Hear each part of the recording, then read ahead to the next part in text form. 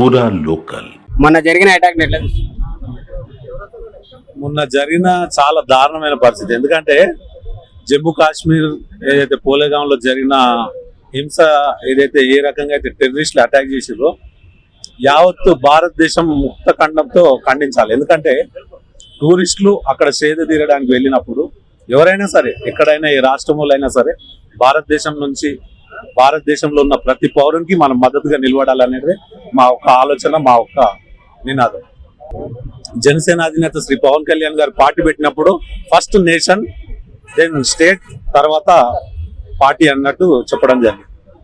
So దాంట్లో భాగంగా ఈ రోజు ఏదైతే టెర్రరిస్ట్ అటాక్ కి గురైన 28 మందికి సానుభూతి తెలపడానికి గత 2 రోజుల నుంచి మేము ఈ యొక్క ప్రోగ్రామ్స్ కాంటాక్ట్ చేస్తున్నాం.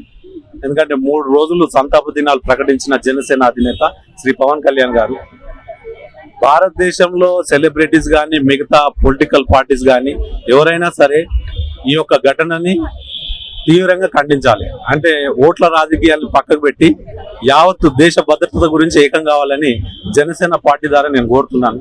ఒక భారతీయ పౌరుడిగా నేను కోరుతున్నాను. ఇటువంటి హింసలు ఎక్కడ కూడా జరగకుండా, ఇటువంటి కాండ ఎక్కడ జరగకుండా ఉండాలంటే మనం అందరం సమైక్యత అనేది చూపించాలి. వీఆర్ ఆల్ నేషన్ ఒకటే అనేది మనం చూపించాలి. మనమంతా ఒకటి, మనమంతా ఏకం కావాలి అనే ఆలోచన.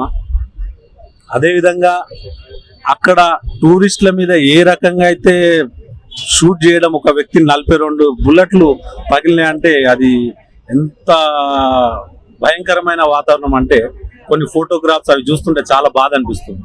అంటే మన మీద ఎంత పగతో ఉన్నారు వాళ్ళు, ఏ రకంగా ఈ రకంగా మనం చేస్తున్నారు అంటే ఇంకా కొంతమందిని అక్కడున్న కాశ్మీర్ లో ఉన్న ప్రభుత్వ వైఫల్యం, ఆడ కాంగ్రెస్ గవర్నమెంట్ ఉంది, వాళ్ళు కనుక ఇంటెలిజెన్స్ కరెక్ట్ చేసినట్టయితే బాగుండేది. అదేవిధంగా ఎక్కడ కూడా ఇటువంటి టెర్రరిస్ట్ ని ప్రోత్సహించవద్దు ఎవరైనా సరే. అదేవిధంగా టెర్రరిస్టులు మన దేశంలో వచ్చిరంటే అది ఎంత వరకు కరెక్ట్ అనేది మేము ఎక్కడ కూడా ఇంటెలిజెన్సీ లోపాలు కానీ, అదేవిధంగా జాతీయ స్థాయిలో ఈరోజు ప్రధానమంత్రి గారు తీసుకునే స్టెప్స్ మీరు చూసినట్టయితే చాలా బలంగా ఉన్నాయి. ఈరోజు యావత్తు ప్రపంచాలకు తెలియజేస్తున్నాయన నా దేశం మీద మీరు ఈ రకంగా చేసిరు కాబట్టి నేను తీసుకునే ప్రతి అంశాన్ని మీరు సహకరించాలని ఆయన యావత్ ప్రపంచాన్ని కోరుతున్న వ్యక్తి మన ప్రధానమంత్రి నరేంద్ర మోడీ గారు. ఎందుకంటే ఎవరైనా సరే ఒక కుటుంబంలో ఒక వ్యక్తి చనిపోతే ఆ బాధ ఏందనేది చాలా మందికి తెలుసు. ఒక వ్యక్తి మీద ఆధారపడి ఉంటుంది ఒక కుటుంబం, ఆ కుటుంబం మీద ఆధారపడి ఉంటుంది రాష్ట్రం మీద ఆధారపడి ఉంటుంది దేశం. సో అసొంటి జరిగిన ఘటనని మేము తీవ్రంగా ఖండిస్తున్నాం. దాంట్లో భాగంగా నిన్న కూడా ఏదైతే నెక్లెస్ రోడ్ లో నాగబాబు సార్ రావడం, ఆ క్యాండిల్ ర్యాలీ చేయడం, అదేవిధంగా ఈ రోజు కూడా సాంఘీభావం తెలపడానికి ఇక్కడ నిజాంపేట్ బస్ స్టాండ్ రావడం, ప్రేమ్ కుమార్ గారు, రాజేష్ గారు, మన మాధవ్ రెడ్డి గారు, సతీష్ గారు, వీళ్ళందరి ఆధ్వర్యంలో గ్రేటర్ హైదరాబాద్ నాయకుల ఆధ్వర్యంలో ఈ రోజు ఈ యొక్క ప్రోగ్రామ్ చేయడం జరుగుతుంది. దాంట్లో మేమంతా పార్టిసిపేట్ చేస్తాం. అవును, దాంట్లో మా కార్యకర్త ఒక అతను ఉండు, కావలికి సంబంధించిన వ్యక్తి పాపం మధుసూదన్ రెడ్డి, అతని దగ్గర కూడా ఈ రోజు మా జనసేన చీఫ్ పవన్ కళ్యాణ్ గారు వెళ్ళడం జరిగింది వాళ్ళ ఇంటికి. అంటే బాధాకరమైన విషయం, మనం ఏమి డబ్బులు ఇచ్చినా ఏమి ఇచ్చినా మనం చేయలేని పరిస్థితి ఇప్పుడున్న చూస్తే చాలా బాధ అనిపిస్తుంది. కాకపోతే ఇటువంటి హింస మరొకసారి ఇటువంటి ఘటన జరగొద్దని ఆ దేవుణ్ణి కోరుకుంటున్నాం. అదే రకంగా అందరు ఏకం కావాలని నేను మీ ద్వారా నేను కోరుకుంటున్నాను.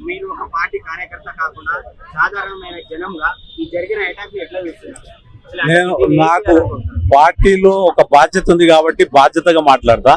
పార్టీ కాకుండా నా ఒక వ్యక్తిగత అభిప్రాయం అయితే అటువంటి కుక్కల్ని కాల్చి పాడేయాలని నేను మీ ద్వారా కోరుకుంటున్నాను. మన టెర్రరిస్ట్ అటాక్ జరిగింది కానీ దాన్ని ఎట్లా చూస్తారు? ఇది చాలా హేయమైన చర్య, మా అందరికీ కూడా చాలా విచారకరమైంది. భారతీయులందరూ కూడా ఈరోజు చాలా బాధపడుతున్న సంఘటన ఇది. ఇలాంటి చర్యలు జరగడం సమాజానికి కానీ, ఏ సమాజానికైనా ఏ దేశానికైనా అది చాలా తీవ్రమైన చర్యగా మనం పరిగణిస్తూ ఉంటాం. మన తెలుగు వాళ్ళు ఉన్నారు కదా చనిపోయిన దాంట్లో, అంటే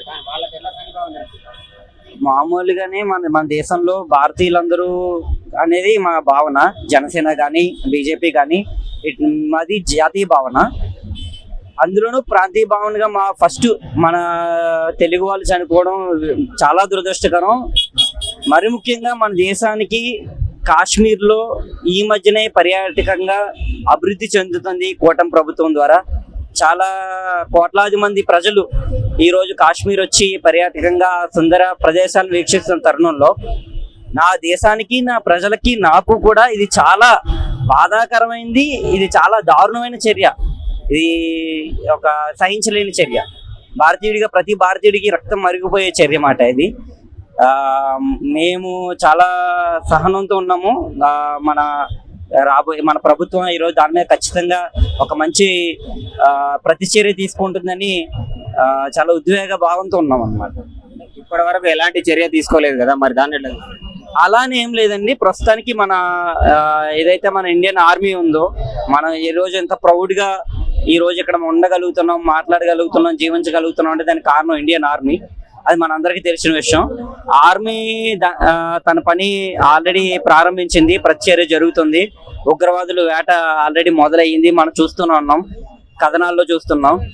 మనం ఆల్రెడీ ప్రీవియస్ ఒక 2 ఘటనలు చూసాం. సర్జికల్ స్ట్రైక్స్ కావచ్చు, ఎయిర్ స్ట్రైక్స్ కావచ్చు.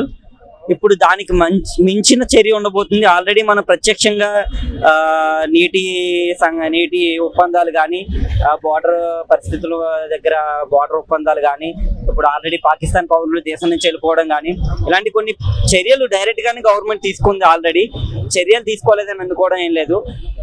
పాత గవర్నమెంట్ కాదు ఇది, ప్రాచీన గవర్నమెంట్ కాదు. ప్రభుత్వం చాలా దేశం కోసం ఆలోచించే ప్రభుత్వం. ఎవరేమనుకుంటారు, సెక్యులరిజము లేకపోతే నా దేశం లౌకికవాది దేశం అని ఆలోచించి ఆగిపోయే తరుణం లేదు ఈరోజు. ముందు మనం ఎవరి మీద దాడి చెయ్యం, మన దగ్గరికి వచ్చినప్పుడు ప్రతి చర్య చేయకుండా ఉన్నాం. పోయినసారి మోదీ గారు అన్నారు, మా దగ్గర ఆయుధాలు ఉన్నాయంటే ఈ దీపావళిలో కాల్చుకోవడానికి కాదని చెప్పి. మన మీద ఎవడైనా యుద్ధానికి వస్తే తిరిగి మనం కూడా ఆయుధాన్ని పట్టుకుంటాం. అంటే ఎట్లా ఖండిస్తున్నావు సాధారణ వ్యక్తిగా, ఒక జనం? సాధారణంగా ఇది చాలా బాధాకరమైంది. ఒక భారతీయుడిగా నా తోటి భారతీయుల మీద దాడి జరిగినప్పుడు నేను చాలా తీవ్రంగా కలత చెందాను.